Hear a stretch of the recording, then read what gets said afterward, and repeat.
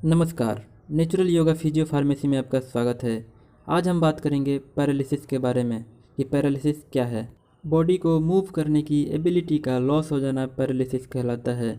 यह generally muscles और nervous system के लॉस का परिणाम होता है। पैरालिसिस शरीर के एक साइड या फिर पूरे शरीर को अफेक्ट कर सकता है और जब नर्व का कंप्लीट डैमेज होता है तो परमानेंट पैरालिसिस हो जाता है। पैरालिसिस के टाइप की अगर हम बात करें तो यह कई तरह का होता है, जैसे कि partial paralysis, complete paralysis, permanent paralysis, temporary paralysis तथा स्पास्टिक पैरालिसिस। शरीर का कौन सा और कितना हिस्सा डैमेज हुआ है इस आधार पर अगर हम देखें तो पहला मोनोप्लेजिया होता है, जिसमें वन साइड लिम्ब जो है वो डैमेज होता है, या तो एक हाथ या फिर एक पैर।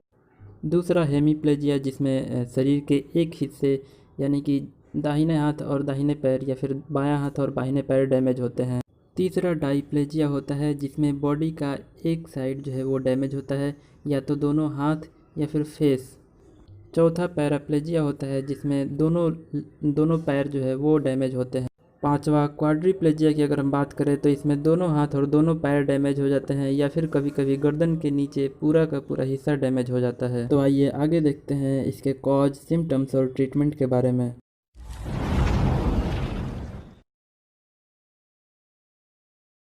सिम्टम्स की अगर हम बात करें तो इसमें सबसे पहले मसल्स जो है वो स्टिफ हो जाते हैं। इसके अलावा अफेक्टेड एरिया में फीलिंग कम हो जाता है, नम्बनेस, वीकनेस और मसल क्रैम्प्स जो है वो सिम्टम्स शो होते हैं। कारण की अगर हम बात करें तो जनरली ब्रेन डैमेज या स्ट्रोक के कारण शरीर के विभिन्न हिस्से पैरालाइज हो जाते हैं। कुछ डैमेज नर्व इम्पल्स के ट्रांसमिशन में बाधा डालते हैं। कुछ अदर डिजीज जैसे कि poliomyelitis, viral infection of CNS, myasthenia gravis जो है वो भी कारण हो सकते हैं पैरालिसिस के।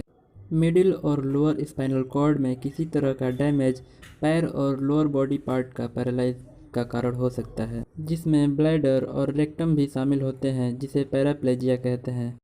स्पाइनल कॉर्ड के नेक लेवल पर इंजरी होने से दोनों हाथ और दोनों पैर अफेक्टेड होते हैं, जिसे क्वाड्रिप्लेजिया कहते हैं।